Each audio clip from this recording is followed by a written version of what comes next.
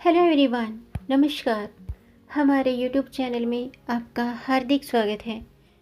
दोस्तों, हर साल छठ पर्व कार्तिक मास के शुक्ल पक्ष की षष्ठी तिथि यानी कि छठी के दिन मनाया जाता है। इसे सूर्य षष्ठी के नाम से भी जाना जाता है। पंचांग के अनुसार छठ पूजा का त्यौहार दीपावली के 6 दिन बाद आता है। ये सूर्य देव को समर्पित पर्व है। उत्तर भारत में यह पर्व बहुत ही लोकप्रिय है। छठ पूजा के दिन सूर्य देव और उनकी बहन छठी मैया की पूजा और उन्हें अर्घ्य देने का विधान है। आज हम जानेंगे साल 2021 के छठ पर्व की शुभ तिथि, पूजा का शुभ मुहूर्त, पूजा विधि, इस व्रत के नियम और साथ में जानेंगे कि छठ पर्व में आपको कौन से कार्य भूल कर भी नहीं करने चाहिए। तो वीडियो शुरू करने से पहले दोस्तों, आपसे एक खास बात, अगर आप इस चैनल पर नए आए हैं और पहली बार आए हैं तो इस चैनल को सब्सक्राइब कर दीजिए और बेल आइकन बटन प्रेस कर दीजिए ताकि आने वाली वीडियो देख सकेंगे आप सबसे पहले। और जिन्होंने ये चैनल सब्सक्राइब कर दिया है उनका दिल से आभार, बहुत बहुत धन्यवाद दोस्तों। इसी तरह इस चैनल के साथ जुड़े रहिएगा, ये आपका अपना चैनल है और वीडियो को अंत तक ज़रूर देखिएगा ताकि कोई भी जानकारी छूट न जाए, क्योंकि दोस्तों आधी अधूरी जानकारी से पूरा लाभ नहीं मिलता है। इसलिए हमारे साथ अंत तक बने रहिएगा। तो आइए शुरू करते हैं। दोस्तों, आस्था का महापर्व छठ 8 नवंबर को नहाई खाई के साथ शुरू हो जाएगा। बिहार, झारखंड और यूपी के कई ज़िलों के लिए ये त्यौहार बहुत ही खास महत्व रखता है। दीपावली से ही लोग इसकी तैयारियों में जुट जाते हैं। इस त्यौहार में नहाई खाई के बाद अगले दिन खरना और फिर डूबते हुए और उगते हुए सूर्य को अर्घ्य दिया जाता है। उगते हुए सूर्य को अर्घ्य देने के बाद व्रती 36 घंटे निर्जला उपवास का 36 घंटे निर्जला उपवास करके पारण करते हैं। तो आइए जानते हैं छठ पूजा का शुभ मुहूर्त क्या है। साल 2021 में छठ पूजा का पर्व 10 नवंबर बुधवार के दिन किया जाएगा, यानी कि 8 नवंबर से शुरू होगा। और छठ पर्व का जो सूर्योदय का जो समय है वो प्रातःकाल 6:40 पर है और छठ पूजा सूर्यास्त का जो समय है वो शाम के 5:30 पर है। षष्ठी तिथि प्रारंभ होगी 9 नवंबर प्रातःकाल 10:35 पर। षष्ठी तिथि समाप्त होगी 10 नवंबर प्रातःकाल 8:25 पर। नहाई खाई की तिथि होगी 8 नवंबर।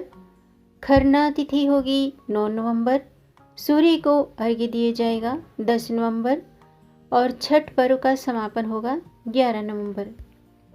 आइए अब जानते हैं नहाई खाई यानी कि छठ पर्व के 4 दिनों तक चलने वाले वैसे दिन में, मतलब पहले दिन आपको क्या करना है। पहले दिन नहाई खाई।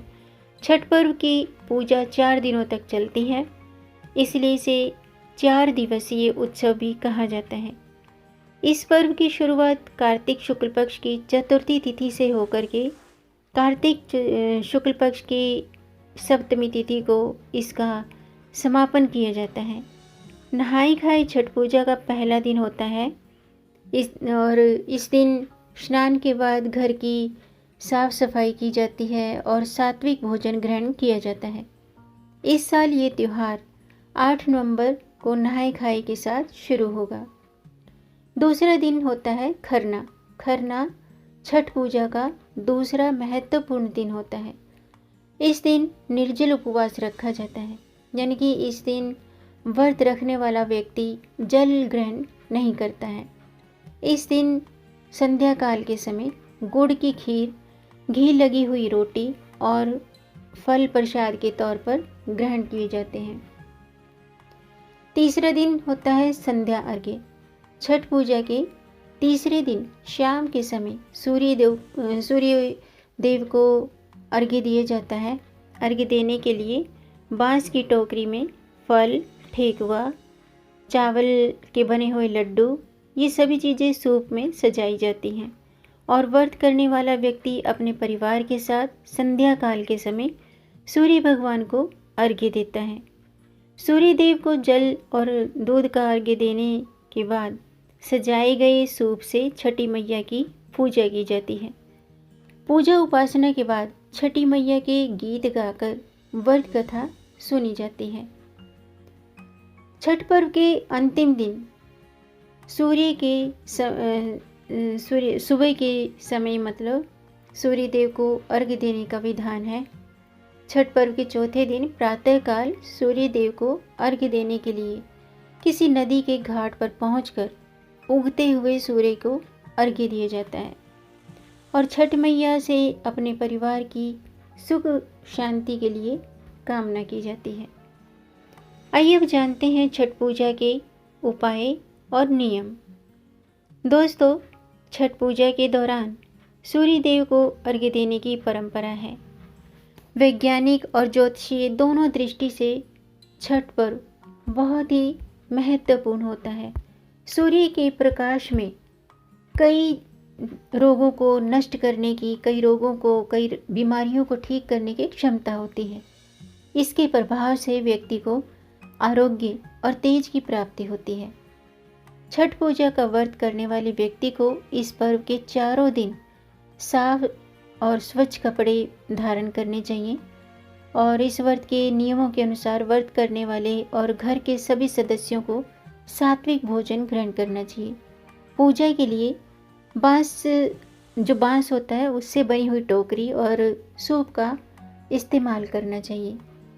आइए अब जानते हैं दोस्तों कि छठ पूजा पर्व में आपको कौन से कार्य भूल कर भी नहीं करने चाहिए, किन बातों का ध्यान रखना चाहिए। नंबर 1, बिना हाथ धोए या बिना नहाए धोए पूजा सामग्री को न छुएं। छठ पूजा में साफ सफाई का सबसे ज़्यादा ध्यान दिया जाता है, शुद्धता का ध्यान दिया जाता है। छठ पूजा के 4 दिनों तक घर को विशेष रूप से साफ सुथरा रखें और कहीं भी गंदगी न होने दें। छठ पूजा की सामग्री के आसपास किसी भी तरह की अशुद्धि न होने दें। जब भी आप पूजा के सामान को छुएं तो बिना हाथ धोए न छुएं।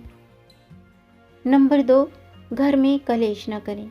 छठ पूजा संयम का पर्व है जिसकी शुरुआत नहाई खाई से होती है, जो खरना, छठ पूजा और छठ पूजा के दूसरे अर्घ्य तक चलती है। ऐसे में इस बात का ध्यान रखें कि छठ पूजा के इन दिनों में घर में किसी भी तरह का वाद विवाद या कलह क्लेश न हो। नंबर 3, तामसिक भोजन न खाएं।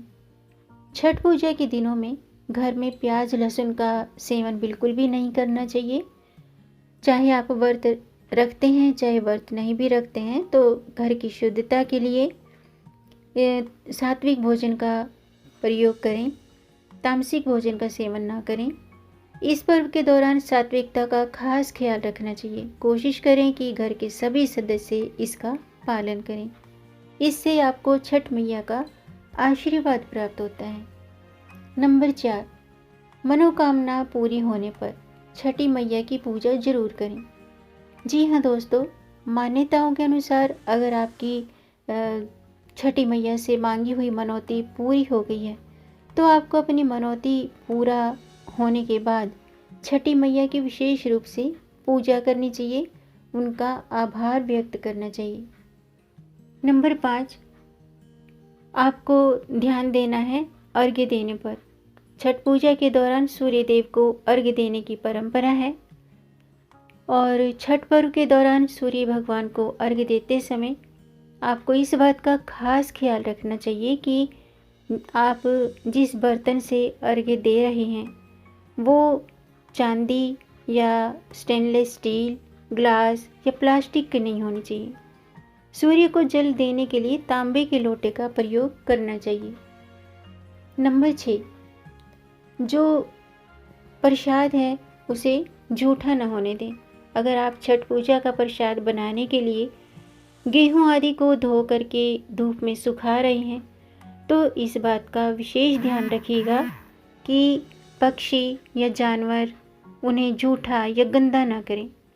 इसके अलावा पूजा में आने वाली सामग्री भी स्वच्छ होनी चाहिए। तो दोस्तों, आज के लिए बस इतना ही। उम्मीद है आपको ये जानकारी पसंद आई होगी। अगर आपको ये जानकारी, ये वीडियो अच्छा लगा हो तो आप इसे लाइक कर सकते हैं। आपके लाइक से हमारा मोटिवेशन अप होता है। इसलिए दोस्तों, जानकारी पसंद आने पर लाइक का बटन प्रेस कर दीजिए और इस जानकारी को अपने तक ही सीमित न रखें, आगे बढ़ाकर अपनी फैमिली में, अपने फ्रेंड्स में ज़्यादा से ज़्यादा शेयर भी कर दीजिए ताकि औरों को भी इससे लाभ प्राप्त हो।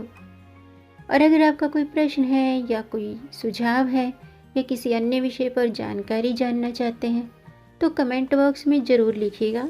मेरे चैनल को सब्सक्राइब ज़रूर कीजिएगा ताकि आने वाली वीडियो देख सकेंगे आप सबसे पहले। और वीडियो को अंत तक देखने के लिए आपका बहुत बहुत धन्यवाद। मिलेंगे नई जानकारी के साथ। तब तक आप खुश रहें, स्वस्थ रहें, अपना ख्याल रखें और अपनों का भी ख्याल रखिएगा। जय श्री हरि, हर हर महादेव।